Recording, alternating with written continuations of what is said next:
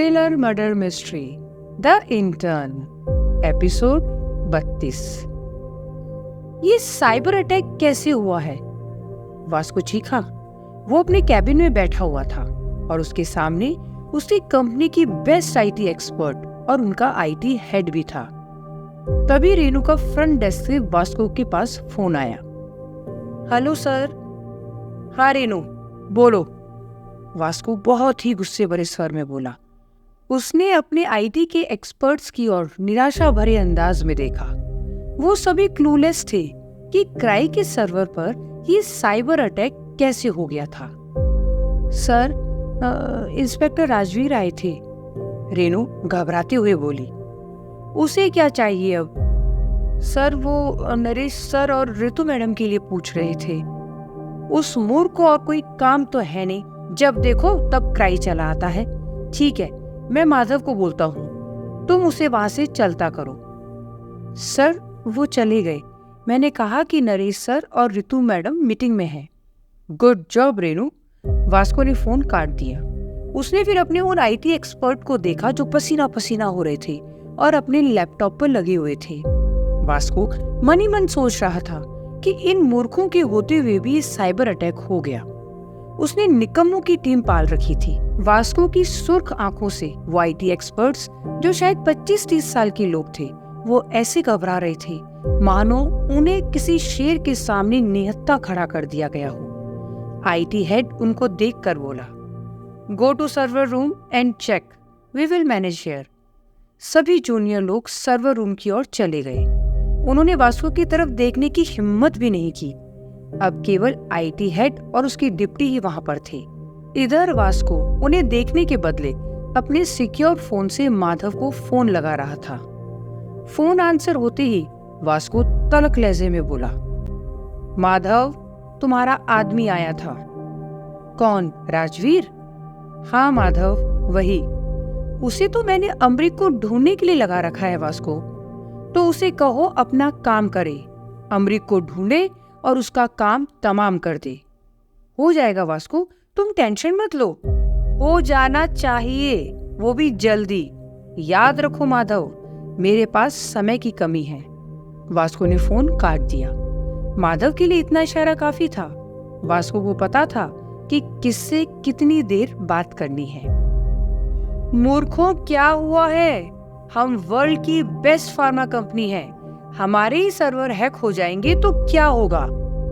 Vasco IT head और उसकी deputy पर चीखा। वो दोनों बिना कुछ बोले अपने ही काम में लगे रहे। तभी वहां ऋतु का फोन आया। बोलो ऋतु। सर, मैं आपसे मिलना चाहती हूँ। क्या काम है? सर, बहुत अर्जेंट है, वरना मैं आपको डायरेक्ट कॉल नहीं करती, आपकी सेक्रेटरी से अपॉइंटमेंट लेती। ठीक है, आ जाओ मेरे कैबिन में। वास्को ने इंटरकॉम रख दिया। सर, ये साइबर अटैक बिल्कुल कुछ अजीब सा है, हमें समझ नहीं आ रहा। इसने फाइनेंशियल डाटा को मिक्सअप कर दिया। आईटी हेड बोला। वो अपने लैपटॉप पर ही देख रहा था। मूर्खो, क्या कहना चाहते हो? साफ साफ कहो। उस आईटी हेड ने अपने लैपटॉप को वायरलेसली वास्को के 75 इंच की स्मार्ट टीवी से कनेक्ट किया और वास्को को दिखाया। सर, ये देखिए, कंपनी के फाइनेंशियल अकाउंट्स मिक्सअप हो रहे हैं। वास्को ने अपने बड़े स्मार्ट स्क्रीन टीवी पर देखा, जहां उस साइबर अटैक के कारण एक बग उनकी ईआरपी सिस्टम में आ गया था और वो सारे अकाउंट नंबर्स को किसी अननोन अकाउंट नंबर से चेंज कर रहा था। वास्को ने गौर से देखा। वो बहुत ज्यादा स्मार्ट था। उसे 1 मिनट भी नहीं लगा और वह पूरा गेम समझ गया। इसका मतलब कोई हमारे ईआरपी सिस्टम के साथ छेड़छाड़ कर रहा है। हमारे कस्टमर या अन्य रिसीवेबल्स का पैसा हमारे अकाउंट में आने के बजाय किसी और के अकाउंट में जा रहा है। जी सर, और ये इंटरनल सिग्नल है। वास्को समझ गया, कोई उसका अपना एम्प्लॉय उसके ईआरपी में ऐसा बग डाल चुका है कि क्राई के अकाउंट में पैसा आने की बजाय कहीं और जा रहा था। चूंकि क्राई का ईआरपी सिस्टम बहुत स्ट्रॉन्ग था, इसीलिए इस वायरस अटैक से फाइट करने के चक्कर में उस ईआरपी सिस्टम ने पूरा आईटी नेटवर्क ही बैठा दिया था। परंतु वायरस ने जो फाइनेंशियल अकाउंट चेंज कर दिए थे, उसे ईआरपी नहीं रोक पाया। क्लाइंट्स का पैसा अब क्राई में आने के बदले कहीं और ही जा रहा था।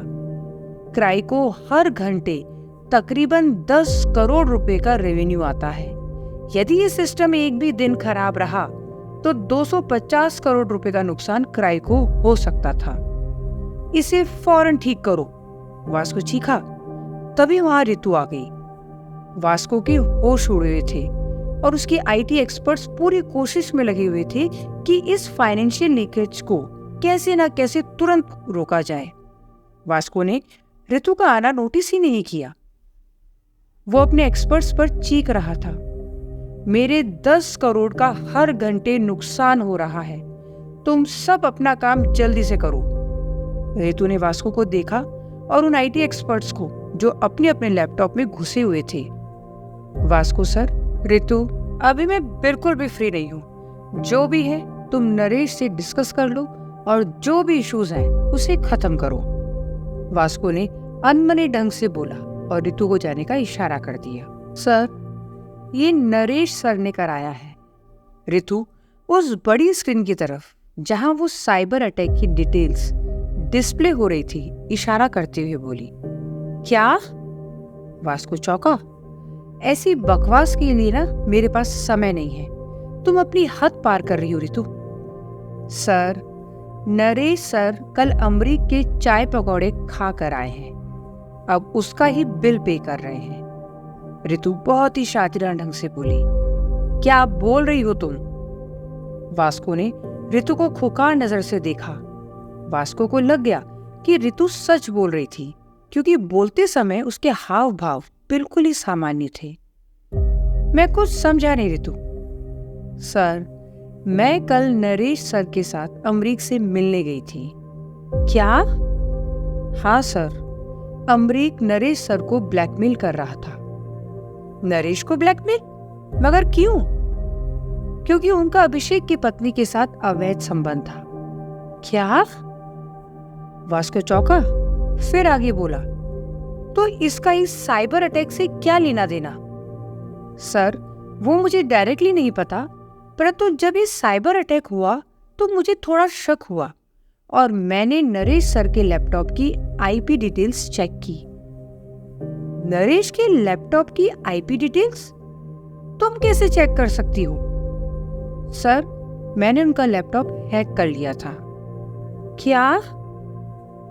सर, मैं साइबर एक्सपर्ट हूं, ये मेरे लिए कुछ मुश्किल काम नहीं। वास्को रितु को आश्चर्य से देख रहा था। रितु बिना किसी भाव के आगे बोली। उनके लैपटॉप में एक वार्निंग ट्रिगर हुई, वो भी तब जब क्राई पर साइबर अटैक हुआ। और ये इत्तेफाक नहीं हो सकता, वास्को बीच में बोला। वास्को ने रितु को आंख मारी, फिर उसने अपने इन दोनों आईटी एक्सपर्ट्स की ओर देखा। वास्को ने फिर तुरंत ही नरेश को अपने इंटरकॉम से फोन लगाया। Naresh, come to my cabin now. Naresh का जवाब सुने बिना ही वास्को ने फोन काट दिया। उस नरेश के लैपटॉप की डिटेल्स निकालो और चेक करो रितु जो बोल रही है। Try to undo the effect. दोनों आईटी एक्सपर्ट्स ने हामी में सर हिलाया। कुछ मिनट में ही उन्होंने नरेश के लैपटॉप की डिटेल्स को चेक कर लिया था। सर, रितु सही बोल रही है, Naresh is the culprit, IT head बोला। ठीक है, अंडू करो, वास्को बोला। रितु ने वास्को की बड़ी मदद कर दी थी उस वायरस का सोर्स कोड पता लगाने में, वरना आईटी वालों को काफी समय लगता और उसके बाद उसे अंडू करने में और भी ज्यादा समय लग जाता। परंतु अब कुछ मिनटों में ही आईटी वालों ने नरेश के लैपटॉप पर एक्टिव बग के सोर्स को पहचान लिया और वायरस को डीएक्टिवेट कर दिया। नरेश तब तक वास्को के कैबिन में आ चुका था। नरेश ने देखा वहां रितु और आईटी हेड मौजूद थे। वास्को, मुझे लगा ही था ये अमरीक कुछ खतरनाक करेगा, उसने हमारे सिस्टम को हैक कर लिया है। बैठो नरेश, वास्को ने नरेश को बीच में टोकते हुए बोला। नरेश रितु के पास वाली चेयर को सरकाकर उस पर बैठने लगा। नीचे बैठ, जमीन पर, वास्को बेहद गुस्सेल भाव से गुर्राया। नरेश को एकदम से शॉक लग गया। उसके जूनियर वो आईटी हेड और ऋतु वही थे। वो सब चेयर पर बैठे थे और वास्को नरेश को जमीन पर बैठने के लिए कह रहा था। नरेश खड़ा ही रहा। वास्को ने अपनी ड्रॉअर में से सब कॉम्पैक्ट ऑटो पिस्तौल निकाली। नरेश की हवाइयां उड़ गई थी। Vasco please. नरेश घबरा गया। वो चुपचाप जमीन पर बैठ गया। उसकी दशा बहुत खराब चल रही थी। कल उस अदनी से अमरीक ने उसे बहुत ज्यादा जलील किया और आज शायद वास्को की बारी थी उसे जलील करने की। क्यों किया तूने ऐसा? वास्को ने अपनी पिस्तौल नरेश पर तानते हुए कहा। नरेश के माथे से पसीना निकल रहा था। वो कैबिन पूरी तरह से एयर कंडीशन था और टेम्परेचर 20 पर सेट था। फिर भी नरेश पसीने पसीने हो रखा था। आईटी हेड ने बीच में बोला, सर वायरस को डीएक्टिवेट कर दिया गया है। Systems will be back to normal in 10 minutes. Good. कितनी देर सिस्टम हैक्ड रहा? वास्को ने पूछा। हालांकि उसने अभी भी नरेश के ऊपर अपनी पिस्तौल तान रखी थी। Sir around 45 minutes. So this means around 8 crore rupees. Naresh को कुछ समझ नहीं आ रहा था। नरेश, मुझे 8 करोड़ रुपए अभी के अभी ट्रांसफर कर। नरेश का मुंह खुला का खुला रह गया। 8 करोड़ रुपए? वास्को, मेरे पास 8 करोड़ कैश कहां से आएगा? वो मुझे नहीं पता नरेश। 8 करोड़ ट्रांसफर कर। तेरे पास 30 मिनट हैं। वास्को बेहद तलक अंदाज में बोला। वास्को ने अपनी पिस्तौल को अनलॉक कर दिया था। नरेश पर गोली अब किसी भी समय चल सकती थी। मुझे माफ कर दो वास्को। अमरीक ने कहा था कि उसे 100 करोड़ चाहिए। यदि मैंने उसे 3 दिन में 100 करोड़ नहीं दिए तो वो तेरा भांडा फोड़ देगा। वो तो फूट चुका है। Please Vasco, please. 8 करोड़। मैं एकदम से 8 करोड़ कहां से लाऊंगा? जहां से तू ये वायरस लेकर आया था नरेश, जिसने मेरे सिस्टम को हैक करके मेरे पैसे बाहर भेजे। जहां तूने पैसे भेजे हैं वहां से लेकर आ। वास्को, अभी फाइनेंशियल लॉस होना चालू नहीं हुआ था। अभी सिर्फ फाइनेंशियल डिटेल्स चेंज हो रही थी। पैसे ट्रांसफर होते परंतु उससे पहले ही रोक लिए गए। नरेश ने ऋतु की ओर देखा। हाँ वास्को सर, जब मैंने नरेश का लैपटॉप हैक किया तो मुझे समझ आ गया कि ये बग कुछ बहुत बड़ी गड़बड़ करने वाला है।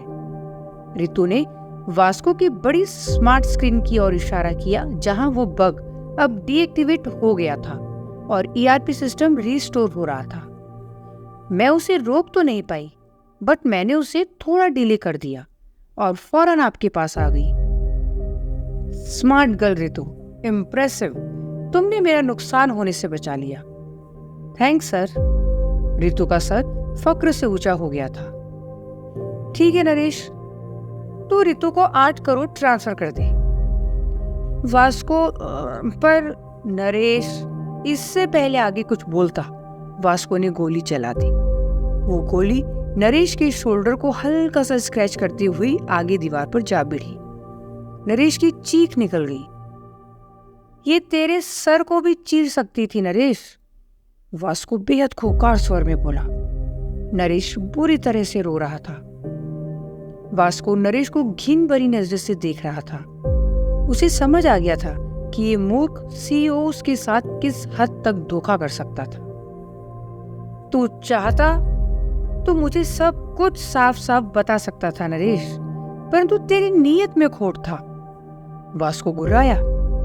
नरेश अपने कंधे को पकड़कर जमीन पर ही बैठा हुआ था और जोर जोर से रो रहा था। वास्को ने फिर नरेश की पत्नी को फोन लगाया। नरेश को समझ नहीं पा रहा था कि आखिर वास्को चाहता क्या है। नरेश की पत्नी ने फोन उठाया। हेलो, मैं वास्को बोल रहा हूँ। जी सर। तुम्हारा पति नरेश एक ऑफिस के अर्जेंट काम से त्रिपुरा जा रहा है। उसे वहाँ कुछ दिन लगेंगे। वहाँ नेटवर्क भी खराब है और जल्दबाजी में नरेश अपना मोबाइल फोन ऑफिस में ही छोड़ गया है।